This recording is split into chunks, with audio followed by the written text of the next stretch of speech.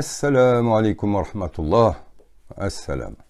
Content de vous retrouver aujourd'hui. On va refaire un petit point aussi sur une question sur la nature et le pourquoi d'Elixir. Une des raisons, entre autres, qui m'a poussé, avec toute l'équipe qui m'entoure, à créer Elixir. Et c'est Bismillah ar-Rahman ar-Rahim. Wa afdal as-salati wa tiyab as-salam ala shamsi al-anam Sayyidina Muhammad wa ala alihi wa sahbihi al-kiram. Eh bien, c'est tout simplement un constat des institutions. Donc, quand on fait un historique, on s'aperçoit que dès le début de l'islam,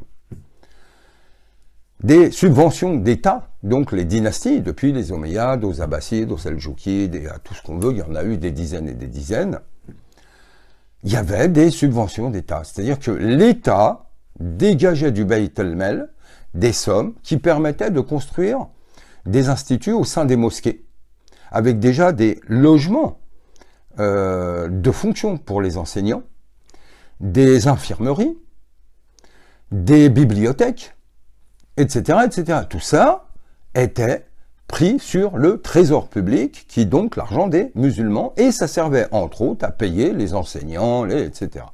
Et ça a continué ainsi dans le temps, et on a commencé à connaître un déclin au XIIIe siècle, XII-XIIIe siècle, avec l'écroulement des Mouahidines. Ça a repris avec les Ottomans, et puis finalement, dans l'ère moderne, sans compter le fait que ces institutions se sont sclérosées, ont instrumentalisé les lieux d'enseignement, les ont politisés, etc.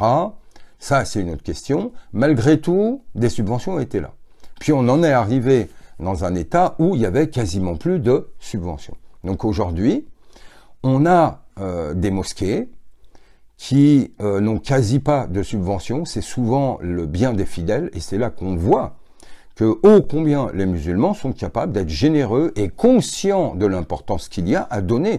On va dans une mosquée, on consomme de l'eau, on consomme de l'électricité. Il y a des travaux, il faut des gens qui vont aspirer les tapis, balayer, remplacer les ampoules, etc. Et ça, c'est un boulot qui réclame beaucoup de temps. On fait des fois appel à des retraités, mais c'est pas toujours le cas. Quand on fait appel à un imam pour faire une Jumu'ah, il se déplace, souvent en province, il est payé, c'est normal. Et on a de nombreux cas comme ça. Après, faut pas se leurrer, il faut redescendre sur terre.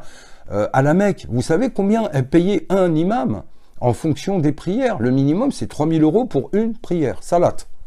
Il vient en tant qu'imam, il fait salat, il touche 3 000 €. Des fois, ils se disputent entre eux pour les 3 000 balles.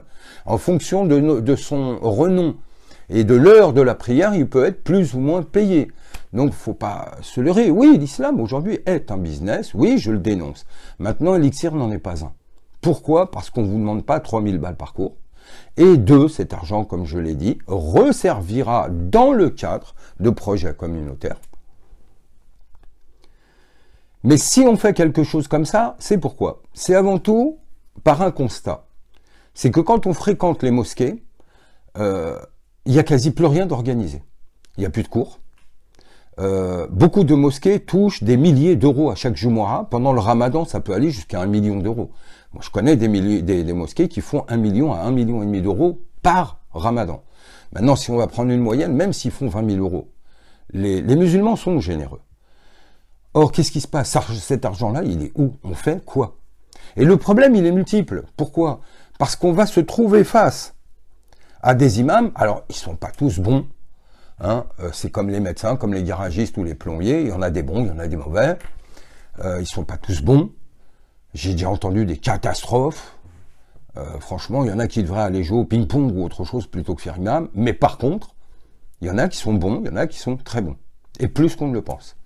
Maintenant, le problème où il est, c'est que la fonction d'imama aujourd'hui est très difficile. Elle est très difficile. Ils sont réquisitionnés en permanence. On vient leur poser 1000 questions par jour.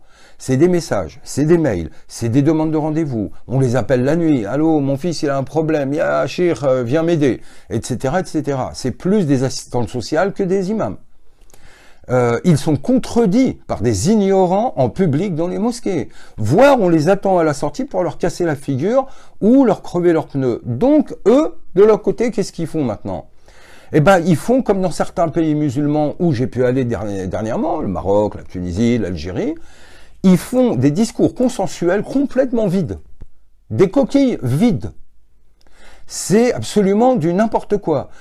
J'entendais une fois, par exemple, vous savez, dans le Coran, il y a un secret extraordinaire. Il y a quelque chose qui est vraiment tout à fait miraculeux. On nous tient pendant une demi-heure comme ça. Il y a la sourate Al-Fatiha. Une sourate qui a été révélée par Dieu. Subhanallah. C'est Dieu qui l'a révélée. Là, j'avais envie de lui mettre une baffe. On se moque de qui? Quand on a 2 mois d'islam, on sait que le Coran et la Fatiha sont révélés de Dieu. Quand est-ce qu'on va arrêter de nous prendre pour des imbéciles? Quand est-ce qu'on va nous donner de la nourriture halal? C'est-à-dire d'un vrai enseignement qui entre dans les profondeurs, qui donne du sens.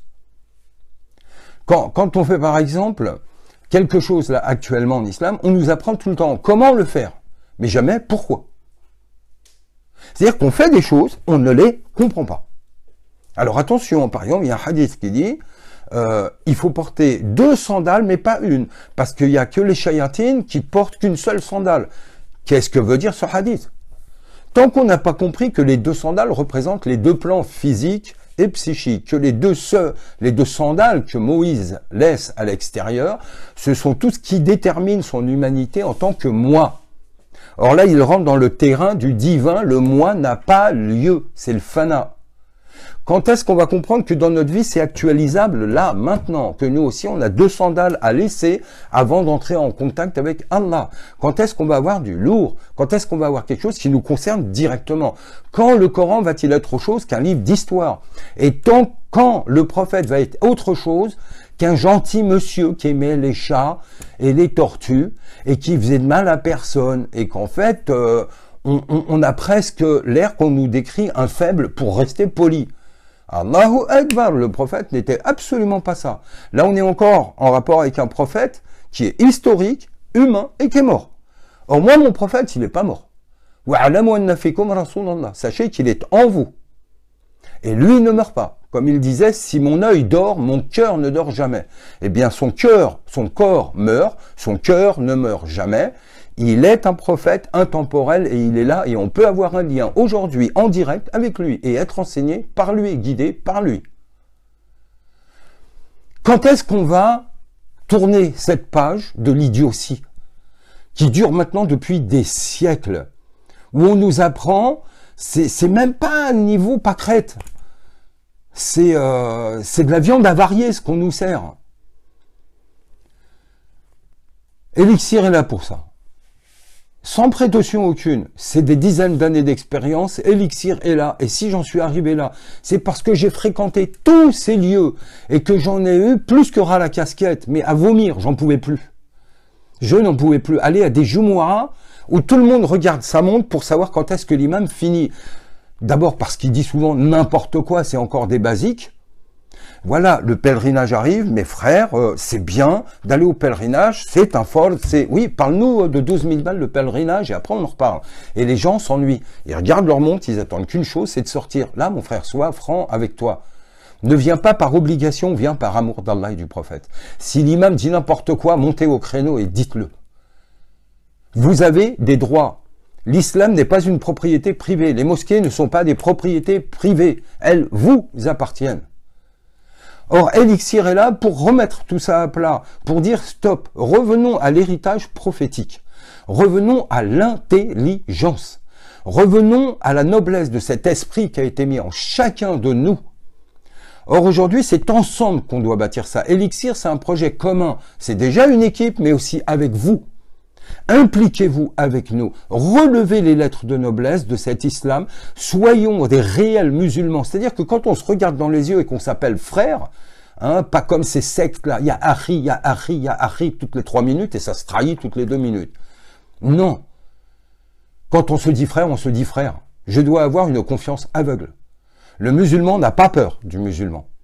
Or aujourd'hui, tout ça s'est galvaudé. On dit des choses que l'on ne met plus en pratique. Et ça fait longtemps, Ibn Sina, déjà, ça fait plus d'un millénaire, le disait. Donc, revenons à cet islam. Il faut y croire. Il ne faut pas se sentir seul de son côté. Il y a beaucoup plus de monde qu'on ne le pense qui ont ce désir. Or ça, c'est un djihad. On y mettra tous nos efforts, on y mettra nos biens, on y mettra notre santé, on y mettra notre vie. Al-mahya al-islam ou al-mamat al-islam.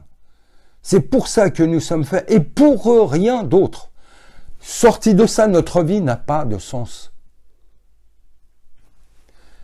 J'espère vous retrouver nombreux dans cette quête, dans cette force, dans cette verticalité, afin de former quelque chose qui marquera son temps et qui sera une arche, car un temps est proche de nous, dont toutes les traditions ont parlé et dont nous serons les spectateurs et les acteurs. Il ne faut pas attendre. Noé, quand il bâtit l'arche, il n'attend pas que le déluge soit là. C'est maintenant qu'il faut bâtir. Venez nous retrouver. Salam alaikum.